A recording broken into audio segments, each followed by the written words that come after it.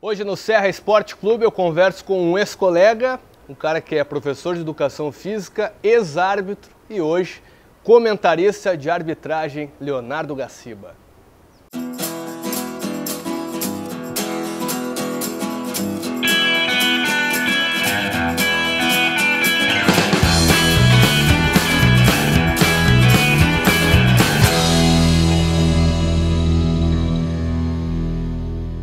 Hoje no Serra Esporte Clube, Leonardo Gaciba, comentarista de arbitragem da Rede Globo. Como é que está sendo estes anos aí como comentarista de arbitragem, hoje não tendo que apontar, né, mas comentando possíveis erros e acertos dos caras lá de dentro, quando há pouco tempo tu que estava lá, Leonardo Gaciba? Serra, foi uma mudança um pouco drástica, digamos assim. Uma questão de responsabilidade começa mesmo. E é a mesma. A única diferença é que eu respondia pelos meus erros. Né? Hoje em dia eu comento o trabalho de outras pessoas, o que troca um pouco a questão do enfoque da responsabilidade. Mas estou lidando de forma muito tranquila. Desde o início o projeto era realmente levar ao público que vem em casa o lado de quem já esteve dentro do campo de jogo. Dos teus acertos e erros, Gaciba, que você lembra, assim, né? Qual foi, se é que consegue lembrar agora, assim, um erro assim que tu olha hoje, né, de fora, passado muitos anos, tu pensa, pô, aquele erro ali realmente, né, não podia ter acontecido. E um acerto teu que tu tem orgulho de dizer, não, esse lance eu fui muito bem, né, porque era um lance difícil, tu consegue lembrar desses dois lados? Assim? Eu tive muitos erros na minha carreira, né? Tive muitos erros na minha carreira, muitos acertos na minha carreira também. E na verdade, todos eles foram muito estudados, né? Talvez, se for falar para ti, o pior jogo que eu fiz na minha vida, que eu considero, assim, minha pior atuação foi um Palmeiras e Curitiba, que eu fiz há muito tempo atrás, e aquele tipo de jogo que nada dá certo, né? Não foi um jogo marcado, o placar não teve influência minha no placar do jogo, mas a minha atuação, para mim, foi uma coisa assim, abaixo da crítica. Eu não conseguia acertar o que era falta, o que não era, o que era cartão, o que não era para amarelo eu dava só falta, era para vermelho eu dava só amarelo. E quando acontece isso com o árbitro, até às vezes pro cara que está assistindo entender, né? Às vezes o cara pode falar, pô, o árbitro tá de má vontade, ó, tá roubando, ou o cara torce para um time, torce para o outro. Quando acontece isso, é o dia não do árbitro, o árbitro não tá bem, aquele dia tu não tava legal, o que acontece que o árbitro não tem uma atuação boa e comete esses erros assim que tu acabou cometendo? O que o pessoal tem que saber é que atrás daquele pedacinho de plástico hoje, né, mais latinha, pedacinho de plástico, tem um ser humano, como outro qualquer, com interferências externas. Dentro do campo de jogo é exatamente a mesma coisa. Tem um jogador que perde gol. O que o pessoal não tem que entender, e eu não peço para o pessoal entender, é que é o seguinte: o jogador, quando perde o gol, foi azar, e o árbitro, quando erra, é mal intencionado. Né?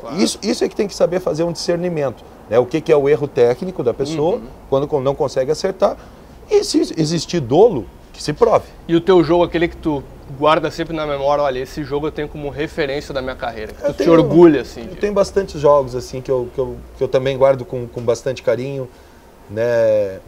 Tenho alguns grenais que foram 14 grenais que eu optei na minha carreira, né? Então, tenho grenais que eu guardo carinho. O grenal da minha volta, como eu chamo, que é eu passo 5 anos sem apitar grenal, né? Até por ter acionado, né, judicialmente um dirigente na época. E aí passei 5 anos sem apitar grenal, e quando eu volto, eu faço um grenal que, particularmente, sem falsa modéstia, né, eu beirei a perfeição naquele jogo. A minha vontade era tanta de voltar para esse grande clássico, né, gaúcho, que eu beirei a perfeição. Finais de Copa do Brasil, Flamengo e Vasco, Paulista e Fluminense, todos os jogos, as finais de Campeonato Gaúcho que eu fiz, Campeonato Brasileiro. Então são todos jogos que a gente guarda com carinho. Tem um acervo, né, bem grande ali em casa, e posso te dizer que dos 850 jogos que eu fiz, tenho recordação de todos eles. Né? Era difícil apitar Grenal, Gaciba? Era muita pressão? Muito. Isso não é dito por mim. Sim. Isso é dito pelos árbitros de fora do estado, que é o jogo mais difícil de se dirigir dentro do Brasil. O clássico mais difícil de se dirigir dentro do Brasil. Isso falado por árbitros top de todo o Brasil. É um jogo muito difícil, ainda mais para quem é gaúcho. Claro. Né? Quem tem dentro da sua casa um vizinho que é colorado, um vizinho que é gremista, e não adianta, isso aí faz parte, e a gente tem que estar ali no meio. e, acima de tudo, torcer para que nada polêmico que gere dupla interpretação ocorra dentro do campo de jogo, né? Mas nós... Porque eu imagino, pro jornalista esportivo como eu, sempre tem aquela... Tu tá falando isso porque tu é gremista ou colorado. Pro árbitro deve ser pior, né? Sim, porque tu tá decidindo isso porque tu é gremista ou colorado, Exatamente. né? A diferença é o que tu fala não influencia diretamente no jogo. A minha decisão interferia diretamente no jogo. Mas eu fico... Eu acho que a minha história com o Grenal foi muito bonita. É uma história muito bacana com os clássicos, porque eu errei em clássico, eu aprendi, eu amadureci. E costumo dizer para todo mundo que eu converso, um clássico Grenal vale uma temporada na questão de experiência para um árbitro. Não tenha dúvida disso. O que o árbitro cresce trabalhando e apitando no Grenal é uma coisa absurda. Tu falou que acabou, né, tendo acabou acionando judicialmente um ex-dirigente. Tem a ver com aquele caso do Grenal do Ronaldinho ou não? Sim. É que o dirigente do Internacional, não tem porquê de esconder nome, né, o Miranda, ele... usou um termo, era o presidente do Inter, era o presidente do Inter na época, né? E ele utilizou um termo que para mim realmente me ofendeu. Ele não disse que eu errei, ele não disse que eu prejudiquei, que eu fiz, que eu tinha garfado, né, o Internacional. Claro. Né? Então esse é um termo que todo mundo sabe que isso aí significa que eu teria roubado, claro, né? Por mais que seja um termo do futebol. Né? E eu me achei ofendido na época e acabei acionando ele. Naquele Grenal lá, tu coloca o erro só na tua conta ou os assistentes também poderiam ter te ajudado, o teu ângulo favorecia? Na verdade, o que acontece naquele Grenal? Te pergunto, nós tínhamos um bandeira a aproximadamente 20 metros da jogada. Nós tínhamos um árbitro a 50 metros da jogada. Nós tínhamos um árbitro reserva a 20 metros da jogada.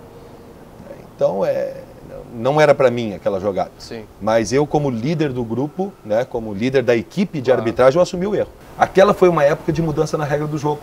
O goleiro podia dar só 4 passos com a bola na mão e naquela época transformou para 6 segundos de posse de bola. Verdade. Podendo dar quantos passos fizesse.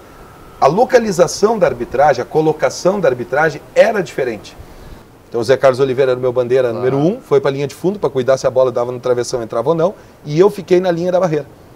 E quando a falta é cobrada e o Darley defende a falta, né, ele sai correndo até a beira da área e bate no balão para frente. E eu tô completamente engolido pela jogada porque eu tô lá atrás. Claro. Né? E esses jogadores, lógico, todos vão para o campo de ataque junto comigo, e cruzou 5, 6 jogadores na minha frente.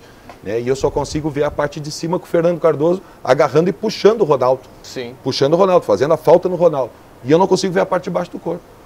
Né? Então, para mim, eu tinha dado uma vantagem bonita dentro do jogo.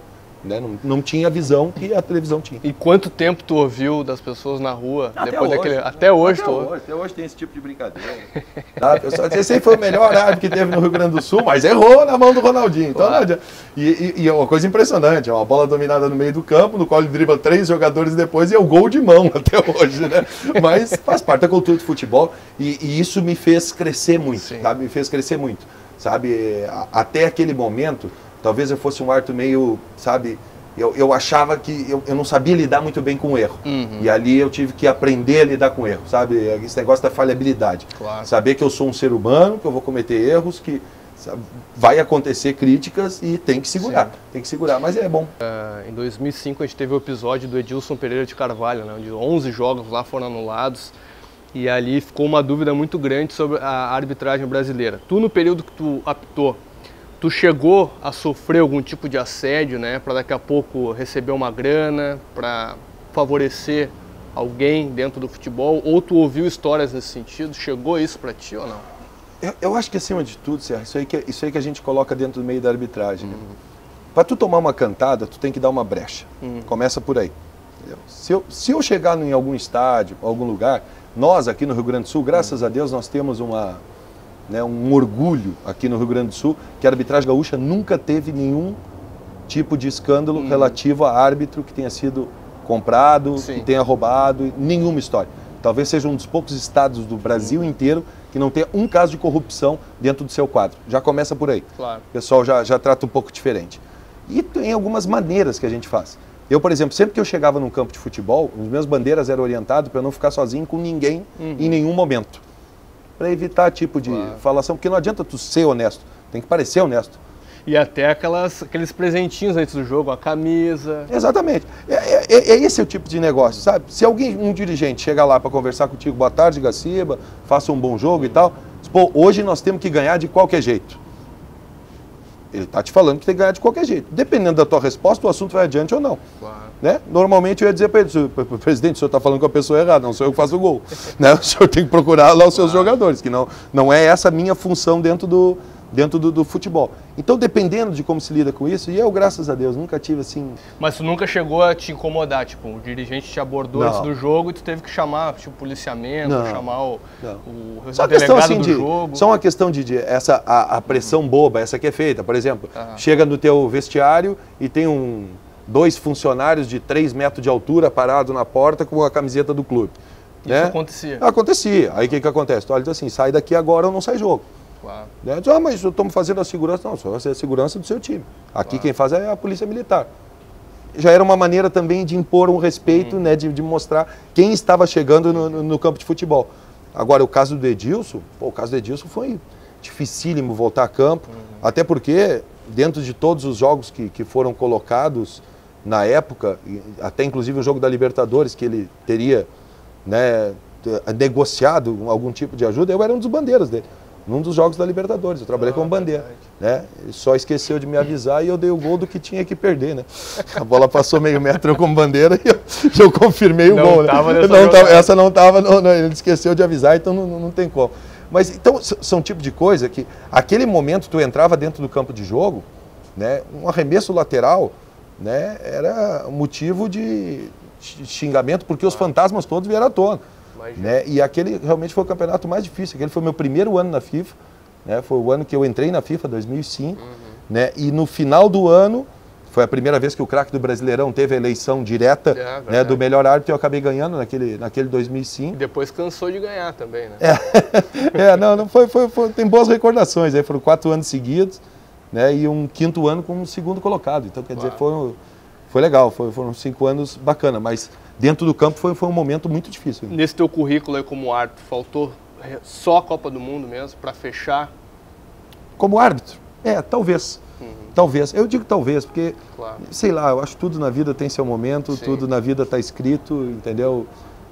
Não era para ser. Eu estava indo para o Mundial Sub-20, quando eu fui reprovado no teste, né? E na época o teste físico feito no seu próprio continente não tinha valor, então eu faço um teste na Argentina para ver se eu posso ir. 5 dias depois, passo. 5 dias depois eu vou para o Canadá, chego lá e rodo. Né? 5 dias depois, quer dizer, não posso ter perdido o condicionamento em 5 dias. Né? Mas na época o árbitro era alijado do torneio e ali eu fui alijado do processo, né, de seleção para a Copa do Mundo. Então, quer dizer, não era para ser. Para a gente encerrar, Gaciba, o que o Gaciba faz quando está em Porto Alegre, né? Está aqui na sua residência, o que faz quando está com um filho? A gente está, em primeiro lugar, estou num novo projeto agora, né? Novo projeto, estamos abrindo juntamente com a minha esposa, né, uma agência de eventos corporativos e esportivos, né? Isso aí acaba envolvendo um bom tempo. Né? Logo em seguida, o pessoal que assiste o teu programa, se tu me permite, né?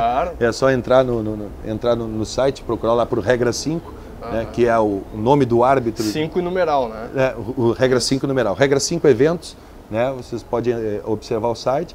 E a gente está trabalhando dentro dessa área com palestras e aqui, né, dentro de Porto Alegre, muito jogo. Estou vendo muito jogo, eu vejo o triplo de jogo que eu via quando eu era árbitro, porque hoje eu não preciso conhecer só o meu trabalho. Tenho que conhecer o trabalho de todos os árbitros tem que traçar o perfil deles, envolvidos. Né? E o Campeonato Brasileiro também. O meu blog dá muito trabalho para a questão de abastecimento de dados e matérias, né, para escrever. Eu não sou um jornalista formado, então eu tive que aprender a escrever novamente, eu tive que voltar a aprender a escrever novamente, né?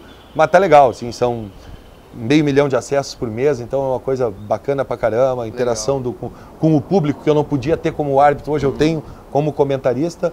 Mas legal, o projeto tá bacana, o projeto da vida tá muito legal. Muito bom. Gaciba, sempre massa falar contigo, obrigado por ter nos recebido aqui e sucesso. Legal. A próxima, com o moleque ou a moleca junto, pode ser? Pode ser. O próximo com o filhão, então, aqui. Valeu, este Leonardo Gaciba aqui no Serra Esporte Clube. Se gostou do vídeo, compartilhe e se inscreva aqui no canal Serra Esporte Clube. Valeu!